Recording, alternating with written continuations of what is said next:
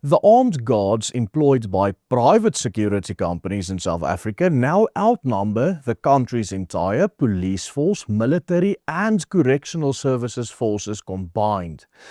That's right, the private sector in this country now employs a full-time armed response force of nearly 400,000 men, which is by far larger than all of the government's armed forces taken together. But how did this extraordinary situation come to be here in South Africa? And how on earth did we as a country get here? Stay tuned, because in today's video we are going to highlight a development that is one of the surest signs that South Africa is now swiftly becoming a collapsing state. It is now a nearly universal acknowledged fact that South Africa is one of the most crime-ridden and also violence-ridden countries on the entire planet. There are a number of reasons and causes for the reasons violent crime takes place in the first place. But when it comes to addressing the issue, one of the key reasons why the government in this country has dismally failed to do anything about this prevalent problem is because of basic law enforcement failures. These failures are things we have documented extensively on this channel in the past. Last year, for example, we released a report on this channel outlining the extent to which the South African Defence Force was in dire straits, spending over 60% of their total budget on staff salaries. This is mostly due to a highly inflated rank structure, where South Africa's Defence Force had a general-to-troop ratio of 1 to 150, the highest ratio of generals to troops in the entire world. What we then found with our consequent research into the South African Police Service was even worse. Over 80% of the annual policing budget of just over 120 billion rands, just under $10 billion US, is earmarked for employee compensation, leaving almost zero resources for actual policing operations or equipment or maintenance for that matter. Furthermore, the police boasts 108 flag officers for a total sworn police force of just under 120,000, bringing the ratio to a staggering 1 to 147, which is even worse than the Defence Force general-to-troop ratio of 100 to 150. And also the highest in the entire world for any police force. Yet, despite these shocking figures, the detection rate for murders, that is, cases where an offender is actually identified and charged, has fallen dramatically despite the actual number of murders becoming so many more.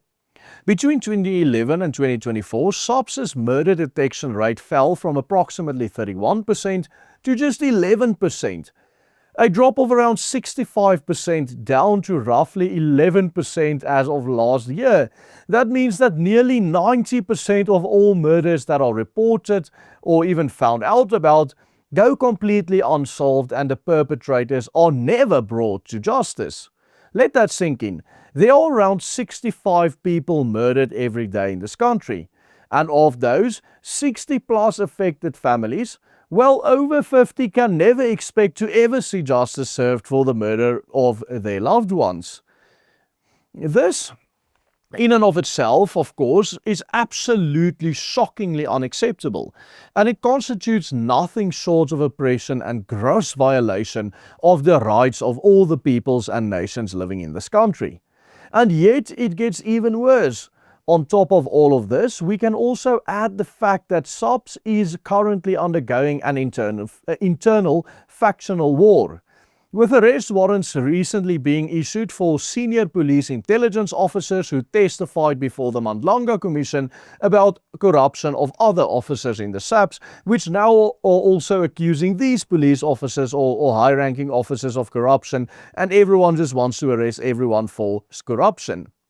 On top of this, another war is currently also brewing between the SAPS, the police force, and the National Prosecuting Authority, which falls under the jurisdiction of Mamoloka Kubayi, the South African Minister of Justice. Yet, South Africa can easily be seen as two different countries in one. The part where the state is still fully in control, which I just described here, and the part where the people have taken justice into their own hands and thus take it on themselves to replace the state and the service it provides with private initiatives. These parts of the country where private security reigns supreme above the police do not see nearly the same amount of violence and petty crime, and those of us who live in these parts may feel detached from the rest of South Africa, feeling like we live like a first world nation inside our enclaves, inside a third world crime-ridden mess. This is precisely the reason why so many people are so ignorant that they are completely oblivious to the problems of broader South Africa. Just like the infamous 44 leftist Afrikaners that wrote the letter to Donald Trump and were massively astroturfed and amplified by the mainstream media. Now you understand how their thinking happens. In the midst of all this chaos, all this deterioration, and all of this anarchy, is there any wonder that the private security industry now employs more guards or more armed guards than the entire police force, the South African military and all of its branches, and all of the country's correctional officers combined? Today, the SAPS has approximately 186,000 total personnel, which includes officers as well as administrative personnel. The South African Defence Force has roughly 75,000, and correctional services employ about 38,000 people. This also includes not only officers out in the field carrying weapons, but all the administrative personnel included. Yet, South Africa now has more than 2 private security workers for every single SAPS employee and about 2.5 for every operational police member.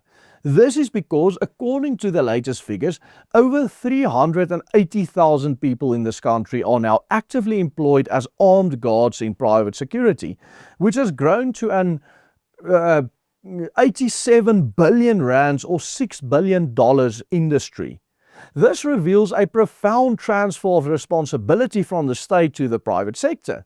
Also note that this industry is worth around $6 billion compared to the annual budget of the police force, which is $10 billion.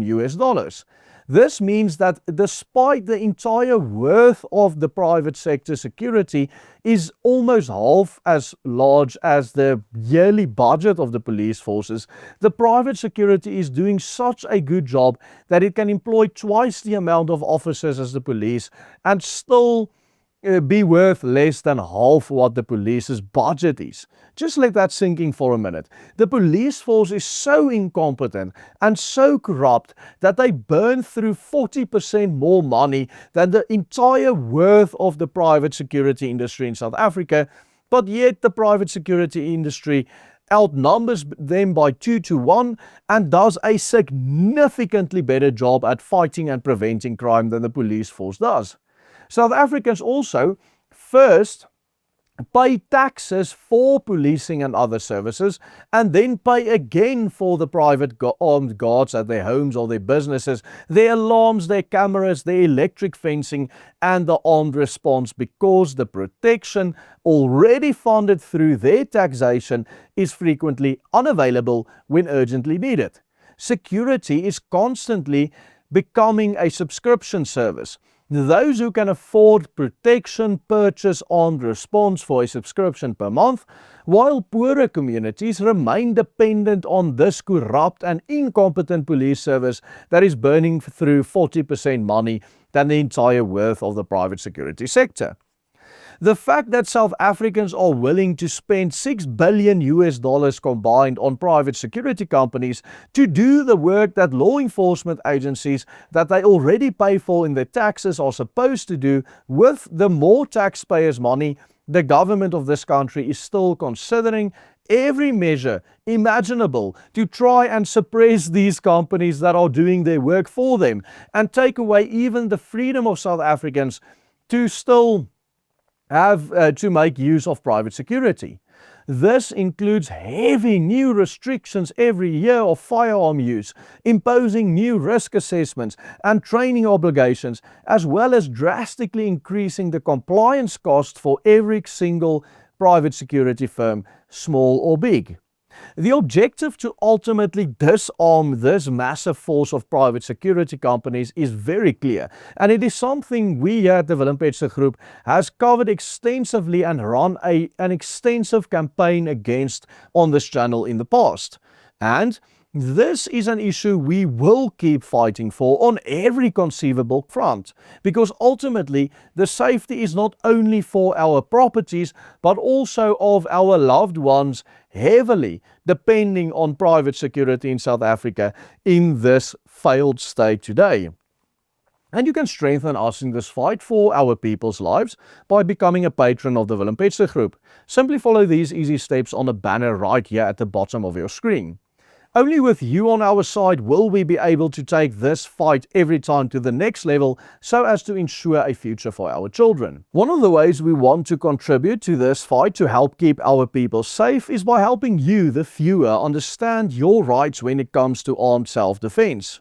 In a video we did in the past, we outlined these rights to help you better understand exactly what steps you need and can take in case you find yourself in an unfortunate situation where you or your loved ones are the victims of violent crime. If you want to check out that video, you can do so by clicking on this link appearing on your screen right now. And if you watch this video all the way to the end and you appreciate the work we do here every single day to bring you these research pieces, then you know exactly what the logical next step is. Simply follow the easy steps on the banner below. Thank you, goodbye, and God bless.